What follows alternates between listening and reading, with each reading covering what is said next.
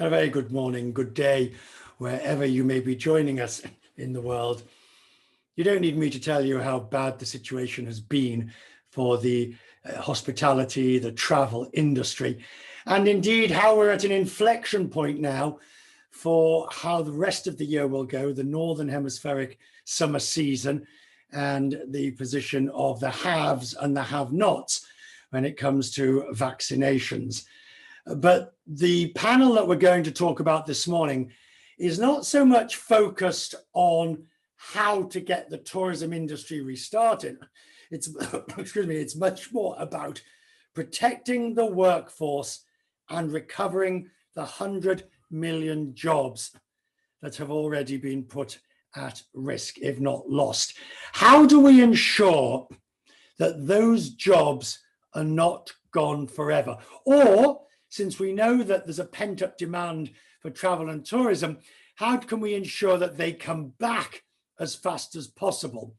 And to do that, we need both government policies, which is why we're delighted to have Jean-Baptiste Lemoyne, the French Minister of State for Tourism, French nationals abroad and Francophonie, who joins us and will give us that perspective from a country that is still fairly buttoned up, has the largest number of tourism, normally in a given year, tourism arrivals, and will be now working out when and how it can move forward. Mark Hoplamazian is the CEO of Hyatt Hotels Corporations. It'll be interesting to see, Mark, and what I want to hear from you particularly are the policies that you found work from government in terms of being able to keep hotels moving, the stimulus that you now require, and the skill set of people you require. Can you reopen? And talking along that, Shirley Tan is with me. Shirley is from Rajawali Group, Property Group. Shirley is the CEO. The wonderful, beautiful properties that you have, Shirley, that you will tell us about, but they're in a country that has not yet fully reopened. In fact, reopening is still underway. And the idea of foreign nationals arriving is in any large numbers is some way off. So from you, I want to hear what you want from government in terms of grants, help, support, how you think you can continue your development program. And finally, Paul, always good to have Paul with us, the CEO of Dubai Airports. Now, I've been through Dubai. It's prepared and it's moving forward. But Dubai Airports has unique issues and challenges, which Paul will discuss with us, the size and scale of it. But also, Dubai promises to be the melting point, if you like, between the vaccine haves from the developed world and the vaccine have-nots from the developing world. And they will all be meeting up in the concourse of Dubai Airport in the middle of the night. You get the idea. Before we begin, let's hear from each of you. Minister Lemoyne, before we came on, I was just looking at the current policies that France has in place, which essentially means the tourism industry, even domestic tourism, because of the 10-kilometer rule, even domestic tourism is a non-starter for the foreseeable future. Okay. Hello, everybody. Thank you, Richard, for your moderation for this roundtable. Of course, we are in a kind of lockdown, I would say, because we have these measures that don't allow us to go far from these 10 kilometers. But we are preparing, the reopening, because we must provide our professionals some perspective. It's essential. And so we are going this work now in order to give them, in a few days, some perspective, because they need to train their people to go back to work, and it's also why we took a decision just yesterday to say to the companies that they could employ their workers and put them in partial activity if needed. That means if there is no possibility to work, they will be reimbursed 100% by the state, and the worker continue earning 84% of its income. So it's essential to maintain, I would say, the know-how to maintain the workers, even if they cannot work by now. Do you, Minister, do you think that there will be any meaningful tourism possible in France this summer? Can you see and I understand at the front end that will be very difficult, but at the back end of August and September, can you see that possibly?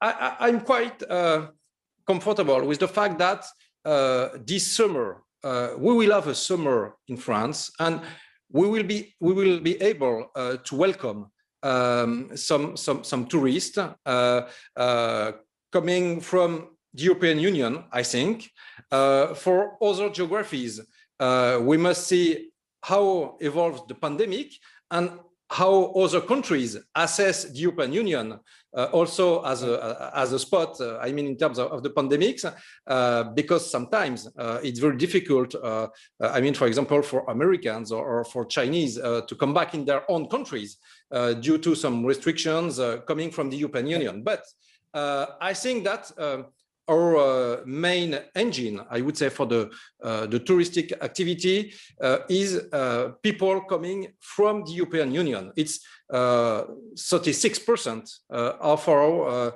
international visitors. That means it will be a first engine that could work again. Right.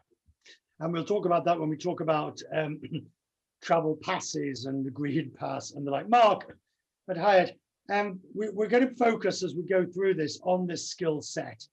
From Hyatt's point of view, and I recognize we're talking many different countries, PPP in the United States, you're talking about payroll plans in the UK, things like that. What have you found to be the most effective form of government support across the globe for Hyatt to be able to maintain your core structure? Thanks, Richard, and thanks for having me as part of this panel.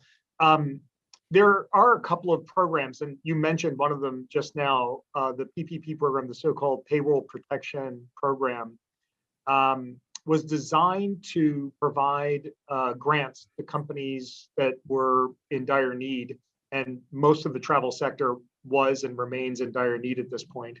But it was really meant to be directed to compensation for people that you were bringing back or retaining during a period when demand didn't justify the staffing. Nonetheless, that was limited in its application, and the implementation left something to be desired in our industry, in the hotel industry, because of the structure of the industry. The brand management companies like ourselves employ a lot of the employees, but they're paid for by an owner of a hotel, and that mismatch in the record of the employer caused a lot of friction in the early stages of the PPP. So that's one program that was partially effective. The employee retention credit, which is a tax credit, was highly effective in helping companies afford to retain employees. I do believe that the program that the French government actually implemented, which the minister just referenced, has been highly effective, because the key in our situation is if you can retain connectivity to those who had been furloughed or laid off, that is a wonderful foundation for reemployment in the future. And we've tried to do this through private means, meaning we set up a app-based communication platform to try to maintain communications and connectivity with people who we had to let go over the course of this past year. But that, I think in the case of what the French program did, it allowed companies to continue to maintain that connectivity while they got reimbursed for a portion of that compensation. I think prospectively, we're not out of the woods yet, and I think that there's the potential for us to have a couple of pullbacks. I pray that that's not going to be the case, but it's possible. And I think other employee-focused aid and from the government is almost certainly required soon. Just give us an idea before I come to Shirley. Just give us an idea, Mark. What percentage of your hotels worldwide are open now, do you think? We have 1,000 hotels around the world, and we have 34 that remain unopened. Wow. And occupancies have been improving over the course of this year, but we're still operating below 50% of where we were 2 years ago. So it's still at a very, very low level of occupancy. I'll just add one other key thing, and that is even during this period of time, the last 3 months when we've seen occupancy rising, we've had an extremely difficult time bringing people back to work or getting people to take jobs. And in the case in the United States right now, the extra unemployment benefits plus these stimulus checks have left people thinking, and the reality is that they can actually make as much money as by being unemployed as going back to work. And as a consequence, restaurants, hotels, quick serve restaurants, we are all having a very difficult time hiring people right now. I don't want to take us down a political road, but that was one of the issues that was mentioned during the debate in the United States. And what I'm hearing from you is that is actually a legitimate concern. It is. And look, I think the intentions were very good, and right. It felt very urgent, but unfortunately, it's having an unintended detriment at this point. Mark, I want to go to the other side of the coin of what you were talking about in terms of the management and the brand versus the owner of the property. Shirley's with us, Shirley Tan. So you're in a difficult position. You've got beautiful properties in beautiful parts of the world. Tourism isn't open really yet, and it's unlikely that you will get decent numbers before the end of the year. Will you be able to keep all the properties? Yeah, thank you, Richard, and for having me here. And yeah, you're extremely right. We went through this when the pandemic happened into a situation of extreme liquidity strain and very limited cash flow. And we are thinking that this is going to be the last to recover, right, with the ongoing travel restriction and global recession. So in the first wave, when domestic tourism coming back, when like just for 1 or 2 months, when there is a bright spot of optimism, there is a surge in domestic demand with some of our hotels achieving almost like 70 to 90% occupancy. But that happens for less than a month. So we close back our hotel again. So there's just this opening and closing, opening and closing, and opening and closing situation they are going through in some of our hotels. Shirley, just interrupt you. As an operator, sorry, as an owner, are you more in favor of keeping it open and lowering the rate, or holding the line on the rate and, if necessary, closing the hotel? Well, we run a situation to look at how our cash flow saving is going to be like in the case of opening and closing, and with a very accurate forecasting, looking at how the pandemic situation is going. So as of now, we prefer to open all our hotels, as most of them are really in the range of 20 and 30% occupancy, and we could still keep the hotel going with rather minimum with very minimum occupancy. So rather than just fully closed, the policy that I feel very helpful for us to retain most job is really the common loan moratorium, the governments are giving some cash grant if you retain your employees, and a certain tax reduction. So these are the things that really stop the bleeding extensively for a while.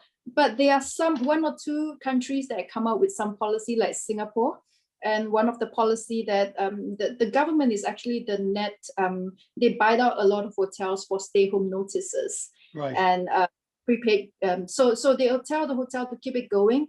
And some, in order to boost domestic tourism, began to set up tourism fund that give vouchers for staycation. So I think those is able to really bring some business back and optimism back. Yeah. Paul, let's say for yourself, I mean, Dubai remains the crossroads. You're muted. The Dubai remains the crossroads, but I do wonder, what do you do next? What do you need next, either from government or from airlines? Well, what we want to see, Richard, is the governments move out of risk avoidant mode into risk management mode. And the difficulty at the moment, no government around the world seems to be able to manage that triumvirate of medical security for their citizens on the one hand, the ability to make sure that their social welfare of every population is looked after, and that economic prosperity doesn't take a nosedive. And I think the difficulty so far is no one's really balancing those. We're seeing in Australasia, for example, a complete risk avoidance strategy, with flights being cancelled with little notice, with borders being completely closed. And yet we are seeing in some other countries where they're not actually taking enough measures to control the spread of the virus, and the economy is being put forward. The difficulty there is that they're not actually cracking the problem, you know. But isn't that inevitable, Paul? I mean, well, if you look at the graph, if you look at the chart of cases over the year, so you go back to January of last year, and you end up with this sort of nice little, well, not nice, you end up with this bump, and then it comes down, and we all thought that was it. And then you have the summer bump, and by the time you get to the end of the year, and you've got this massive third wave, is it not inevitable that, and we'll come to you in a minute, Minister, that people are going to be risk averse to the point of paralysis? Well, they are, but then if they are risk averse and they're doing the right thing, then hopefully we won't see that sort of degree of proliferation. Those countries that have got the vaccine program right fair and center of their policies are absolutely making sure they're getting the balance right between the social distancing challenges of the population, and they've got the populations obeying those challenges, and have also got the risks around the economy managed, are going to come out of this okay. And I think Israel, the UAE, the UK are all doing things in the right measure. Countries that have got out of balance are reaping the unfortunate consequences of that. Minister, without going into these sort of the wheres and the wherefores of the European vaccine challenges and issues at the moment, do you recognize what Paul is saying about this idea of risk averse versus risk management? Do you think that government should be more involved in risk management? We'll take Jean-Baptiste, and then Mark, if you want to come in after that.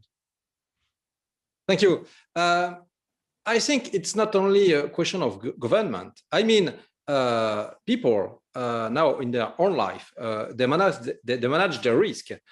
So that's why I think the customer, the tourist,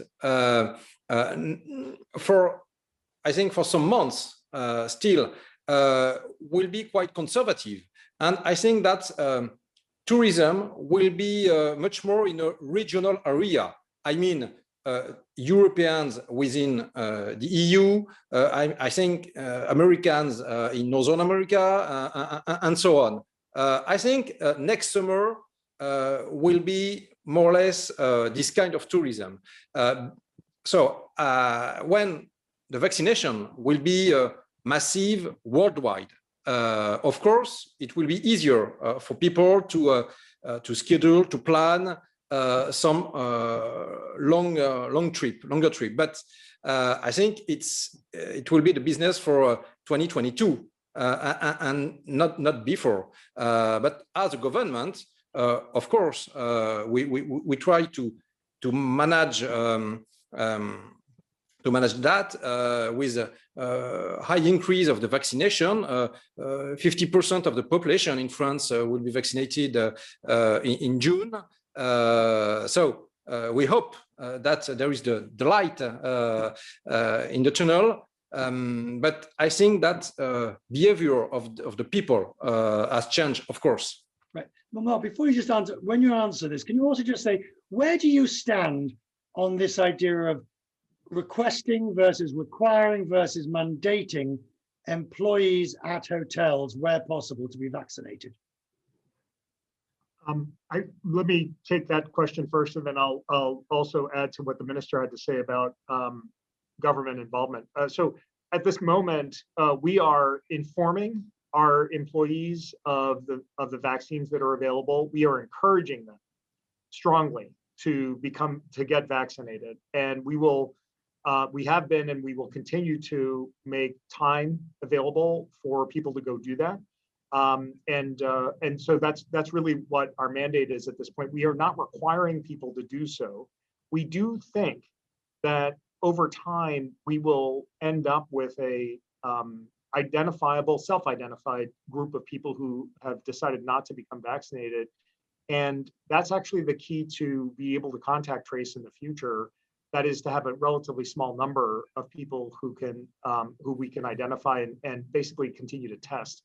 I do think that some corporate customers, when we start to get corporate customers back in social groups back in our hotels, will actually want to know whether the people who are serving them are vaccinated or otherwise have a very recent test with respect to their state of infectiousness. So I do think that somehow we will need to figure out a way to give them confidence that they're dealing with people who are not infectious at the moment, that they're serving them.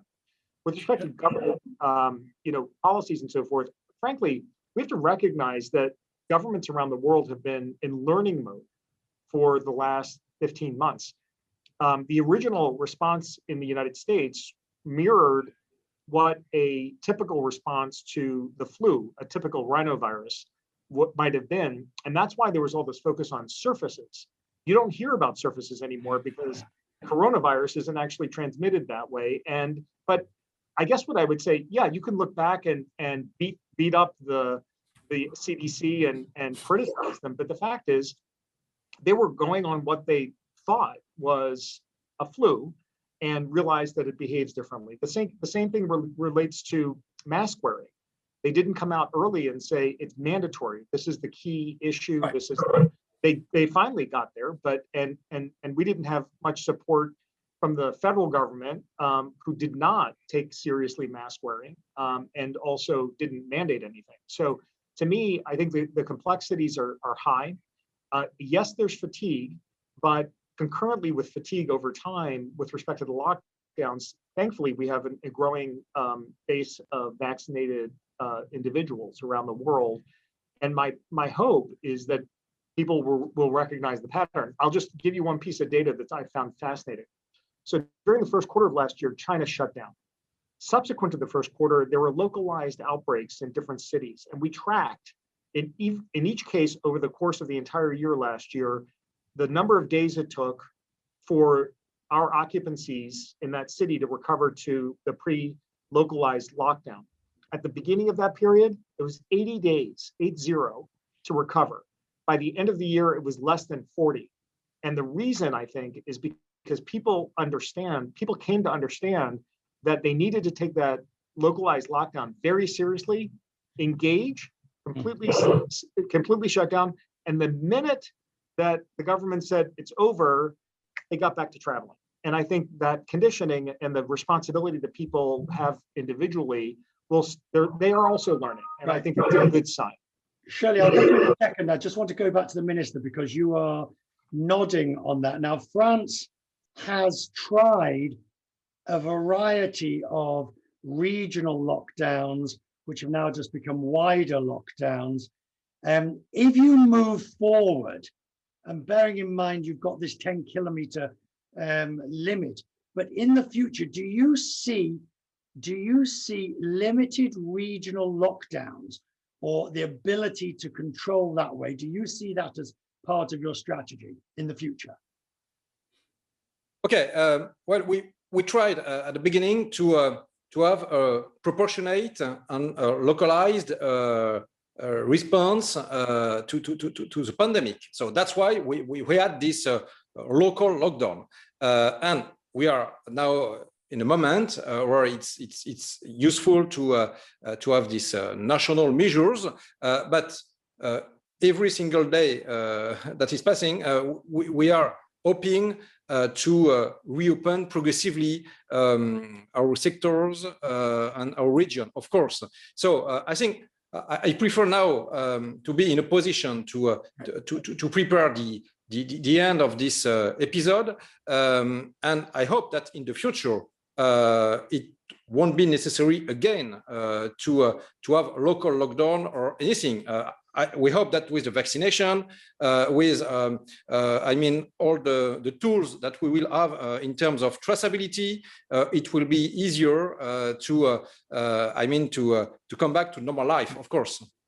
Shirley, I want to move forward on this idea of the changing nature of the skill set. If we talk about, and again, we're looking at specifically about reopening now, the sort of people we're going to need. And in this, I will also be talking in a moment or two about the mental health issues, which I think are crucial in this regard. But Shirley, how do you see the fundamental change that's taken place in the workforce that you are going to require? Yeah, I would like to share a story.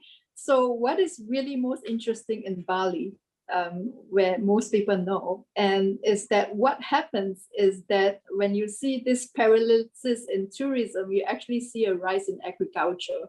And what happens is a lot of workers returning to farming and fishing, and some of them are becoming more innovative in the way how they actually use traditional means to make a living.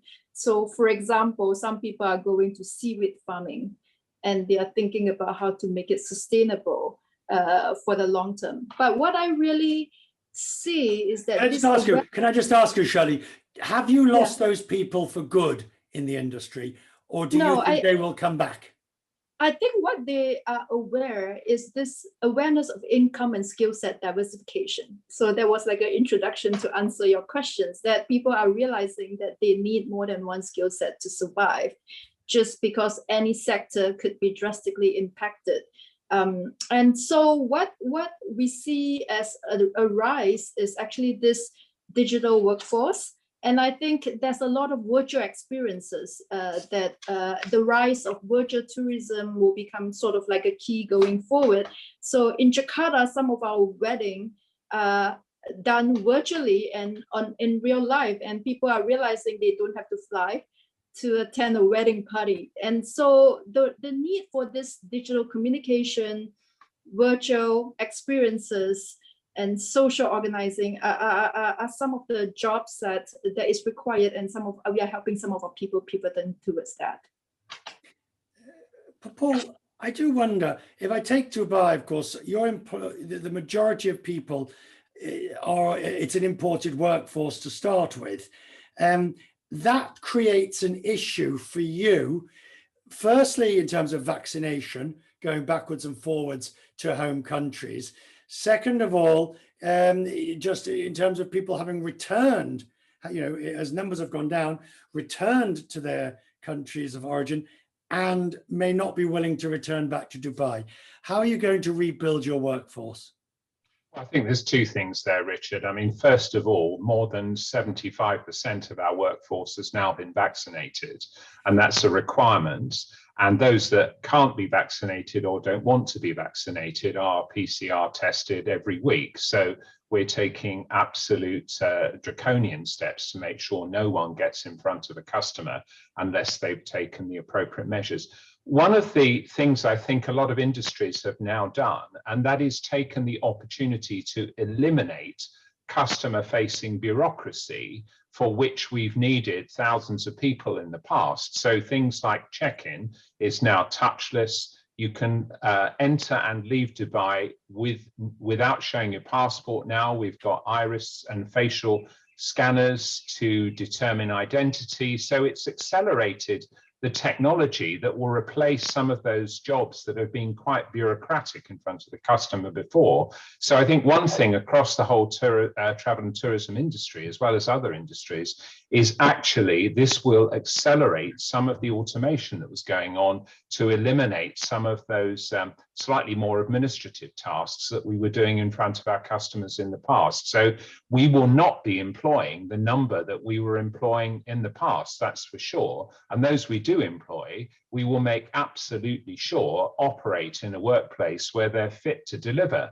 customer service, which will be their primary focus, without any risk at all to the customer. And we're sanitizing everything around the airport to almost hospital operating theatre levels of clinical sanitization. So there's a huge number of changes that this has brought about. And I think some of them will last for a very long time to come.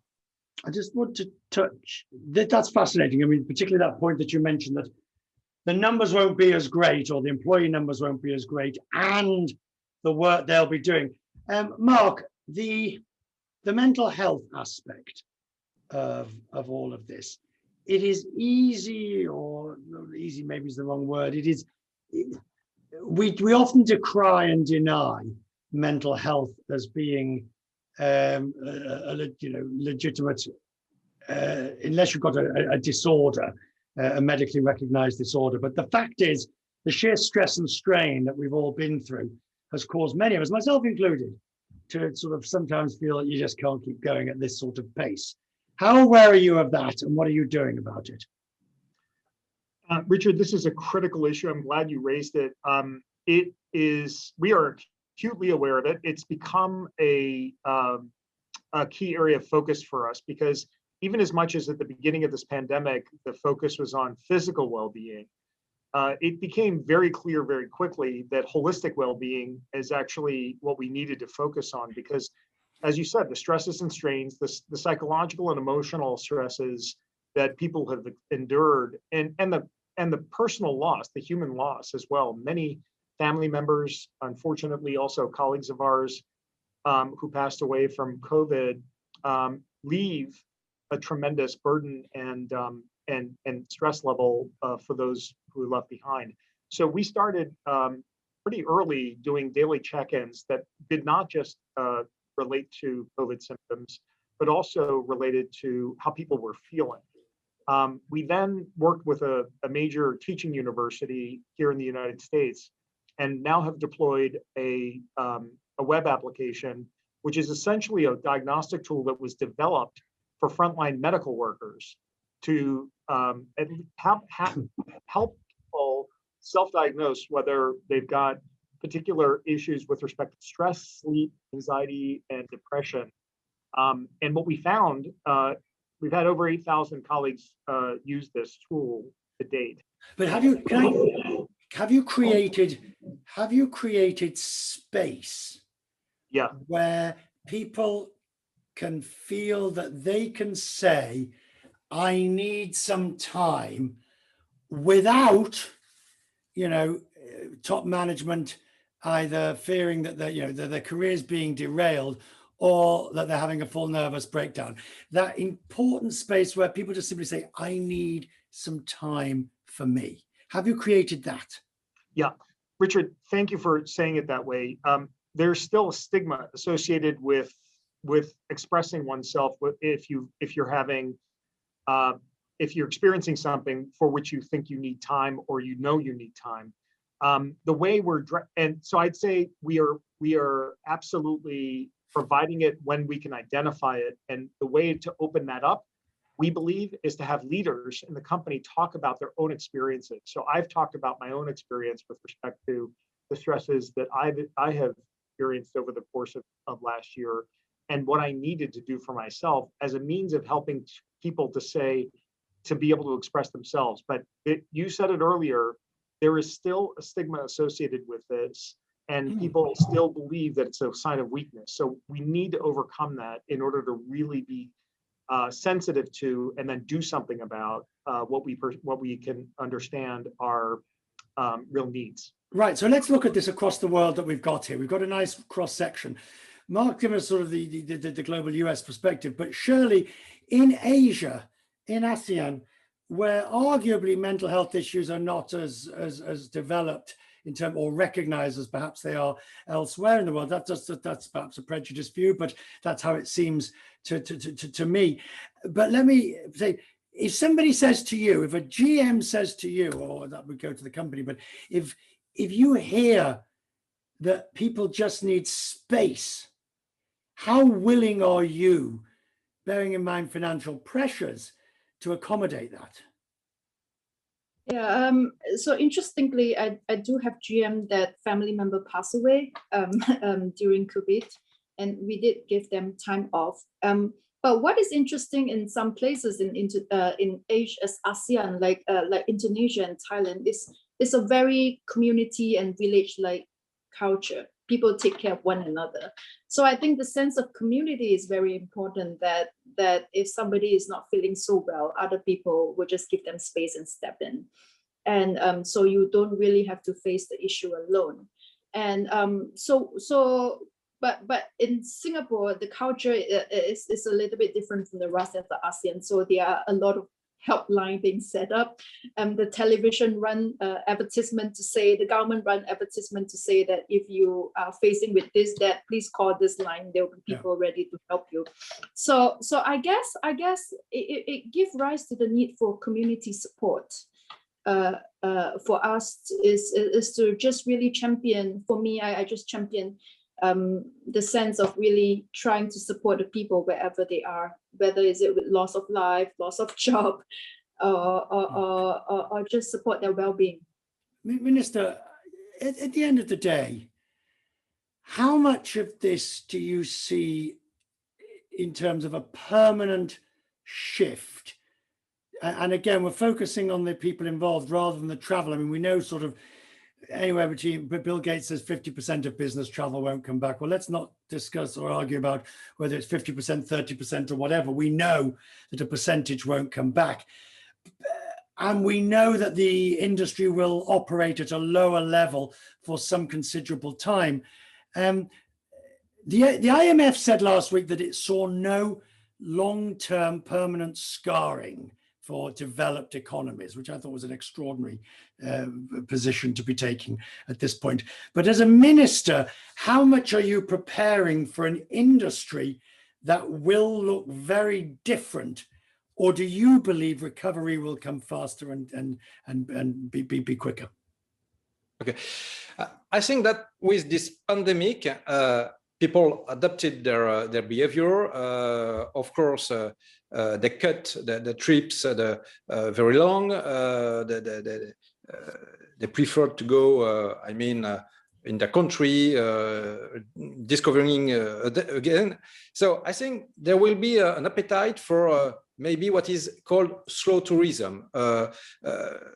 Of course, people will continue to make some long trip to discover during 2 or 3 weeks faraway destinations. But I think that for the weekend now, there will be maybe less urban weekend in European cities. People will maybe focus on their own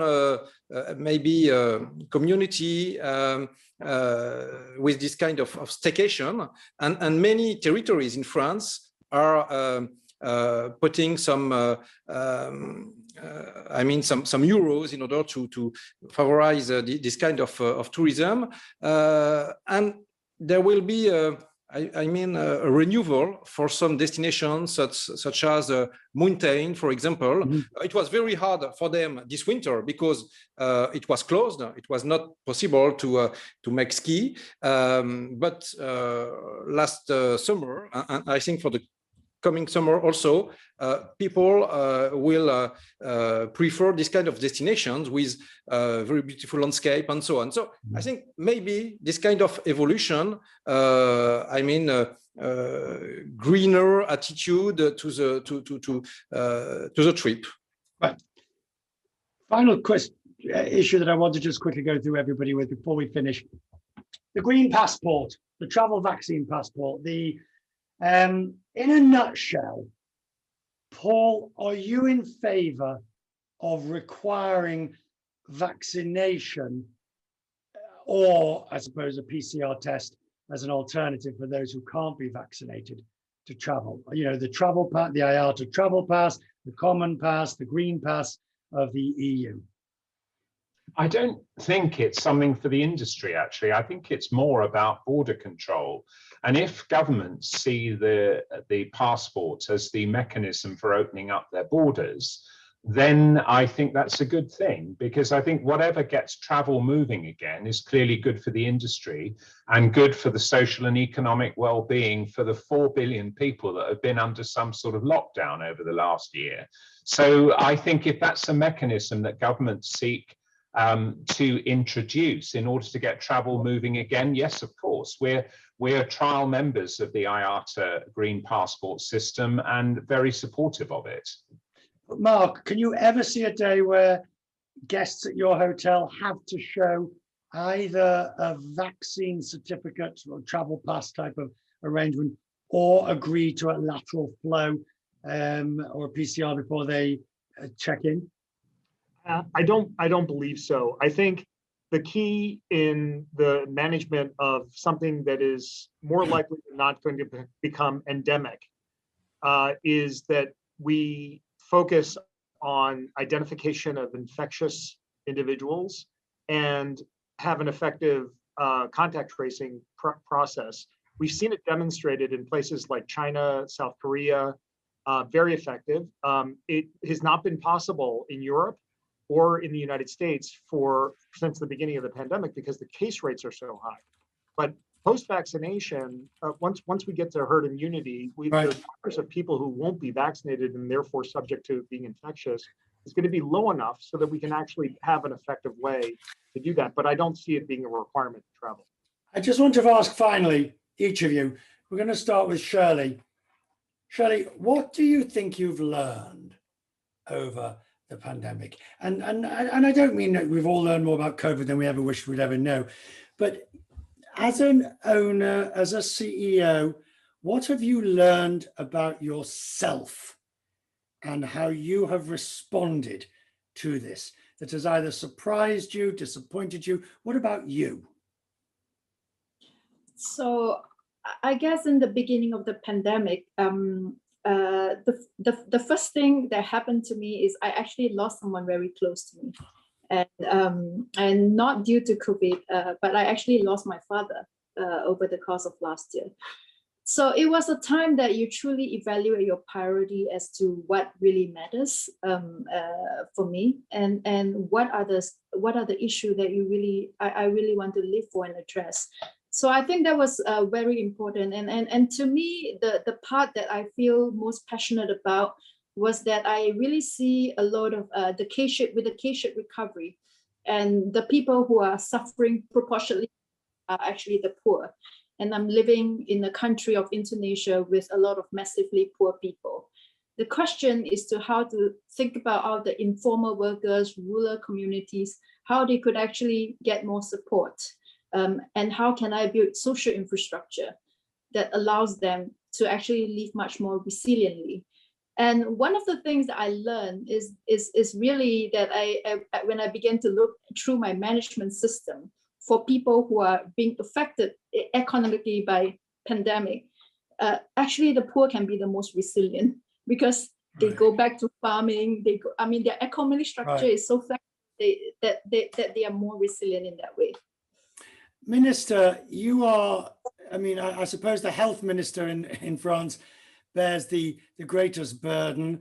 The finance minister has to pay for it all. the president has to keep the whole show on the road. But in some senses, you're now going to bear the burden of one of the most important sectors of the economy, which is tourism and getting it started. Now, never mind the business side of it. What have you learned about yourself during this pandemic? I think it was very interesting because not me, not you, because all in the round table are aware of that. But many people became aware of the way of the tourism sector. And this tourism sector, I think, was seen as a very comprehensive one, with many shops that are selling thanks to tourists. And so I think it's the first lesson for many leaders in the countries. So that's why the President of the Republic himself several times addresses tourism sector. And I think it's a move in the public policies in France, for example. And I think from the personal point of view, we saw how tourism is a way of life, I would say, because it was very easy before just to have a break, to discover a small city, going in a small restaurant. And now I feel like the former smoker who stopped and who want to smoke again. I have the same feeling when I cannot go to the restaurant. So I think we saw it's part of our personal identity. I mean, the fact to meet other people, to exchange and to share moments that remain, jewels in our head. Paul, what have you learned about yourself through all of this? I mean, what, the busiest airport in the world, suddenly virtually shut shop, now reopening. Never mind the facts and the figures. What about Paul Griffiths? What have you learned about yourself? Well, the first thing I think is leaders of any business have to give direction. And I think for the first time, many leaders are experiencing the need to provide leadership to vast numbers of people based on very, very little information. And that's been a big challenge. Secondly, there's absolutely no substitute for decisive behavior in the absence of facts. Third thing is we've had to look after people from a social perspective in a way that has been far more intensive than before. And lastly, maintaining a sense of optimism. Travel and tourism, as we know, is an aspirational product. People are missing their mobility, as the minister was just saying. And we have to keep the aspiration alive that we will get back to making the world move and making the world economically, socially, and from a mental health perspective, a far better place. That's, I think, the biggest thing. Keep that optimism alive, that there is a future that looks bright. Mark, you get the last word. What do you think, as you shut hotels, as you opened hotels, as you realized you weren't going to have the same numbers in the future, what have you learned about yourself? I think the key learning is the essential nature of human connection. To me, this remote world has been a big lesson in how critical engagement on an interpersonal, on a human level is. And underlying all of that, I would say the sense of care, of kindness, and indeed grace of the human spirit is all powerful. A common theme there, without doubt, between all of your final answers, one of caring, yes, of community, of leadership. And I'm so grateful that you joined us today to talk about this. We were very specific. We wanted to talk about it from an employment perspective to re-establish or to work out how many of the 100 million jobs can be brought back and can be saved.